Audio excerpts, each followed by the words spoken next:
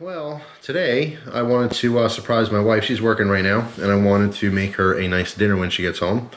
So, I got a little bit of time today to do that. I want to make a lasagna. I haven't made anything, kind of big and hearty in a while, any kind of serious cooking. So, I'm doing kind of the cheap way out. I got store-bought sauce here, and, the noodles, you don't have to, pre-boil or anything. They're just good to go.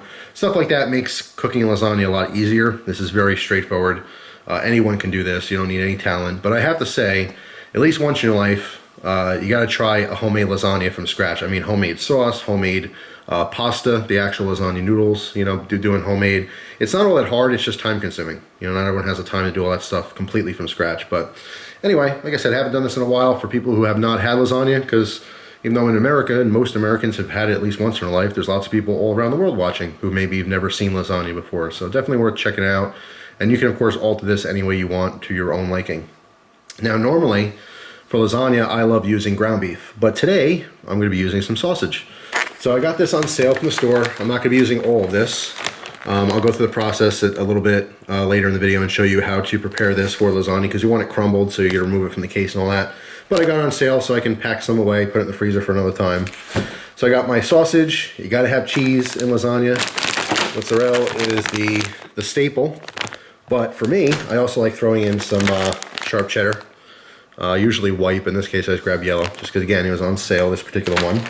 I'm also going cheap. I don't want to do any dishes or anything, so I'm cooking it in one of these tinfoil trays. Also because I don't have a real deep tray. I just got rid of all my trays because they're all dirty and stuff, and even though you clean them after a while, things burn to them, and once every year or two, I'll just throw it all out and get new ones, so it's nice and clean and fresh. But again, I didn't have anything this deep, so I wanted to make a nice, hearty, thick lasagna, lots of layers and stuff. As far as the sauce, going with some Classico. Why? Because it was on sale. The fire roasted tomato and garlic's pretty damn good. There's very few store-bought sauces out there that I don't like. They're all kind of the same. I mean, yeah, some are flavored differently than others, but nothing beats homemade tomato sauce. But in a pinch, it works fine, and like I said, it was on sale. Also, I like fresh Parmesan Reggiano, but this stuff works good in a pinch, also on sale. It's definitely a step up from the, no-name, sprinkle on Parmesan cheese that's half sawdust. You know what I mean? Like, that stuff will work in a pinch. It's still food. It tastes fine. But this is seriously better, and when you can get it on sale, it's a good deal, as opposed to buying like an actual brick that's like $8 and grating it yourself. Also, other things that's going into this lasagna, it's not really as traditional. I have a Vidalia onion because I already had it in the fridge and I don't want it to go bad. Also a small zucchini and squash, again, left over from grilling last week, and they're still nice and firm, but if I don't eat them today or start cooking with them, I'm probably going to forget about it and they're going to go to waste, so I don't want that to happen. As far as the garlic bread, I'm not having any of this, but I am making it for my wife. I don't think she's ever had this before, the Texas toast. Again, just being cheap. Frozen stuff's not always good for you, but, it still tastes pretty damn good. I remember growing up on stuff like this, and it is delicious. So it'll work in a pinch. But again, can't be compared with homemade garlic bread. It's really not hard to make it. That was on sale, and it's just easier. So that's what I'm going with today. And last but not least, our noodles. These are the oven ready, so you don't have to pre-boil these. Basically, you can layer up your lasagna any way you want, and throw in the oven like that, and they cook up just fine. And although it's not going in the dish, I happen to buy it at the store, so I figured I'd show you. Got some firecrackers, mostly for my brother-in-law. My brother-in-law Vinny's he likes firecrackers and stuff. 4th of July's coming up, and I saw these also on sale. They had a big display of them, and I figured why not? Otherwise I'll forget, and it'll be 4th of July. We have no real fireworks or anything. All right, so the first part here is to chop up my veggies. Again, this is a little untraditional or unconventional. A lot of times, a regular Italian lasagna will just have meat, cheese, and pasta. You know what I mean? And different types of meats and cheeses, but usually there's not vegetables in there. Of course, you can make this completely vegetarian if you wanted to. And if you are going to make a vegetarian lasagna, I do recommend using portobello mushrooms in place of meat. If you dice up portobello mushrooms and kind of pre-cook them, they have that meaty type flesh consistency.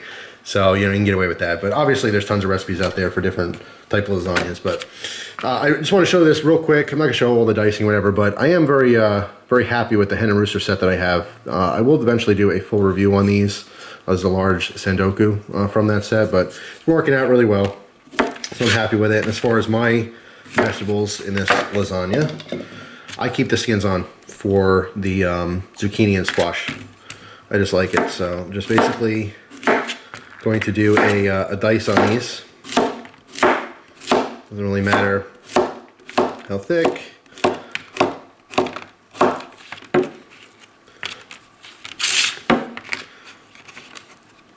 Stack these up. Just kind of crisscross. And I want kind of, I don't know, like a medium to small dice. I don't want them too big, too small. Like I said, I want them to cook evenly. So I'm going to basically throw these in the pan after I cook up all that sausage. So I'll use some of the sausage fat. I'll render a lot of it out and get rid of a lot of it, but I do want to use some of the sausage fat to cook these veggies. All right, so again, just kind of like a medium dice. I'll go back and just cut up some of the smaller pieces here. Basically, there's a lot of water content in these, so these will cook out a little bit. So even some of the larger pieces, they will be smaller and not quite as chunky in the mix when I'm all done. But I don't want to cut them so fine that they get lost in the sauce, you know? So kind of a fine line there. But I'm gonna do the same thing with the squash as well as the onion. All right, so here's the veggies. Let me show you, they're all cut up. I ended up only using a little less than half the onion. I don't want too much onion in there. But yeah, those are the veggies. Those are gonna get cooked up and softened up. They're gonna be a little bit smaller once they're cooked. Now I'm working on the sausage. I took half the sausage, and because it was a large pack, I froze half of it, put it in a freezer Ziploc bag. And here's the other half. Now what I want to do is these are already in links, but I don't want links. I don't want discs or anything like that. I want it all to be ground. Okay, so all I'm going to do is take the knife, score it down the middle here, all right, and remove the casing for the sausage. Okay, so here's the casing. That's going to be discarded, and now we have just our ground sausage. It happens to be in that shape, but once you break it up in the pan, it's going to be like, kind of like ground beef, only sausage. All right, so I just put the burner on. Basically, you put it in your pan, and it's obviously still in link shape, but as it's cooking, you're basically just going to break it apart, and it's going to be ground cooked sausage. All right, so as this sausage is cooking, you basically want to keep breaking it down. All right, the more you kind of break down those pieces, obviously the smaller the crumble is going to be on the meat. All right, so it's kind of like medium, where you get a lot of pieces that are kind of chunky like that. That's actually a little bit too big. I want it to be mostly like this. All right, so again, as it's cooking, I'm going to keep pushing down my wooden spoon into the bigger pieces, breaking them up into smaller pieces. All right, so you can see the pan. There's still plenty of fat in there from the sausage. We're going to throw in our little veggie mix. Get all that. Alright, and I'm basically pre-cooking this, because when you're cooking a lasagna in the oven, you're kind of heating everything up. You're cooking the noodles a little bit, but you're not really cooking your meat or your vegetables that are already in there. You're just warming them up. So I want to make sure that these are plenty cooked before I start building the lasagna. Alright, we should be done now. Turn the heat off. Just a good little stir.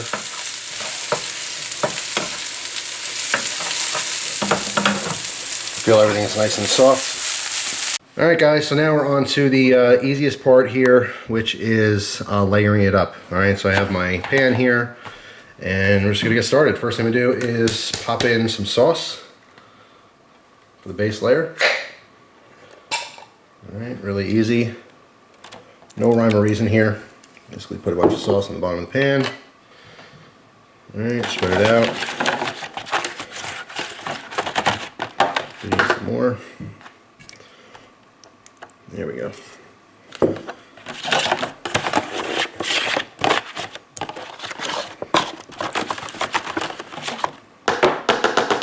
Alright, next thing is going to be some noodles. Now again, I bought the noodles that don't need to be pre-cooked. Alright, they use the moisture of what's in here from the sauce and stuff. So basically just layer them out. And it should be good to go. Kind of overlap a little bit here on the side. Put some more sauce on here.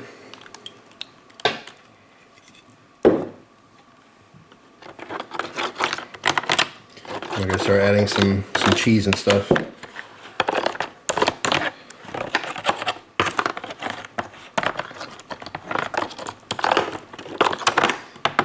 All right.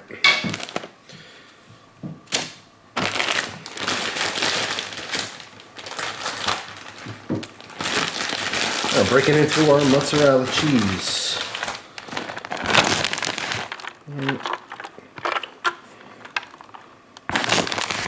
Nice layer of cheese. And what I'm going to do, before we get into the meat and stuff, I'm going to do another layer. So remember, this is way at the bottom. So I'm trying to create some kind of structure.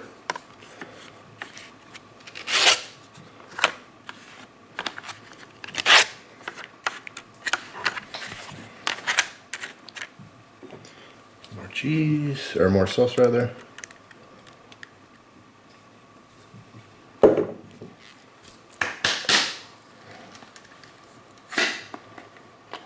Like I said, there's really no wrong way to do this. Just gotta kind of make sure that all these noodles do have something on it that's moist so that they do cook properly. Otherwise you're gonna get a hard noodle in there, which is gonna be unpleasant. Not the end of the world, but no. Okay, so now on to some good stuff. Let's throw in some meat. Some of that sausage. And again, just kind of sprinkle it around. No real rhyme or reason here.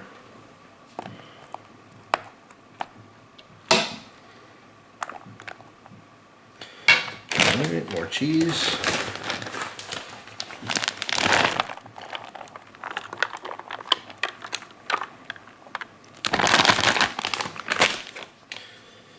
And I'm going to throw in a little bit of those veggies too.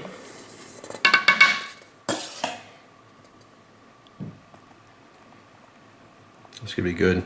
Now, of course, if you're not using vegetables, you want to use more meat. And vice versa, if you're not using meat, use a bunch of veggies. So it's not just all sauce and cheese. Alright. Let's throw in a little bit of that sharp cheddar. And a little non-traditional. Stick with mostly mozzarella. Alright, I'm not done yet, but the one thing I wanted to stress to you guys that I didn't show before is that when you're kind of building this up, make sure that you push things all the way to the sides and to the corners so there's no voids. Alright, even though as you guys saw as you're adding the noodles, sometimes they can overlap. On the bottom layer I probably could have used more noodles. There's spots that don't have noodle, whatever.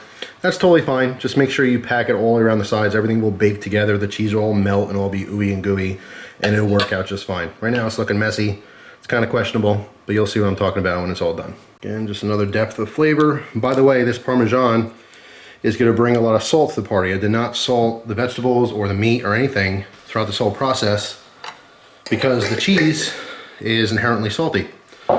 So then I want to throw on some pepper. It's just a medley.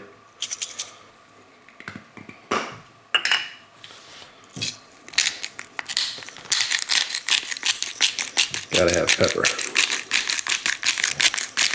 Lots of it. Alright. And then the last touch, some dried parsley. Fresh is even better. I just don't happen to have any. And it should be good to go.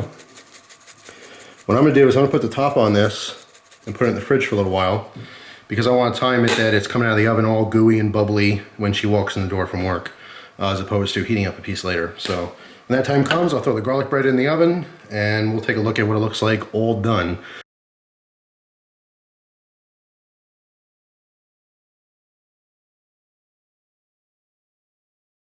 Alright, so about to taste this. I ended up making some of that garlic bread anyway. The Italians are going to be screaming at me during this video because I forgot a very crucial part of lasagna. And it's kind of an experiment here because I've never had a lasagna without it. But it's literally just dawning on me now, as I was taking this out of the oven, that I did not put any ricotta cheese in here. And that that's a no-no. So this is going to be an experimental lasagna, a ricotta cheeseless one. So let's see if this still tastes halfway decent without it. That's crazy. I can't believe I literally forgot it. But let's see. All right. All right, good news. It's still absolutely delicious. I can't believe that. That's crazy. It's like a big part of it. It's like forgetting the mozzarella cheese or something. Yeah, I don't know what I was thinking, but no ricotta cheese. It still tastes great. You know, I get the flavor of those vegetables in there. Definitely get the sausage. The noodles are cooked well. The actual sauce itself is pretty tasty. So yeah, I'm pretty happy with how it came out. But definitely not what it was expected without that ricotta cheese. It's still absolutely delicious. Well, lucky for me, it still came out really good. It's actually kind of strange because, like I said, I don't think I've ever had a lasagna without ricotta cheese, but I'm not really missing much. You know, it doesn't, in this particular case with the veggies in there, it doesn't really need it. There's still plenty of, you know, plenty of the mozzarella, a little bit of that sharp cheddar, which is very subtle. It doesn't taste like cheddar cheese, it tastes like mozzarella mostly. And of course, I put a little extra Parmesan on the top. So yeah, it still came out great. So yeah, there you go. You can make a lasagna without the ricotta cheese and your family will still love you. So there you go. So my big apologies to all the Italians out there who, like I said, probably cracked their computer screens throwing something at me. But yeah, there's an alternative for it. And I gotta try the garlic bread too.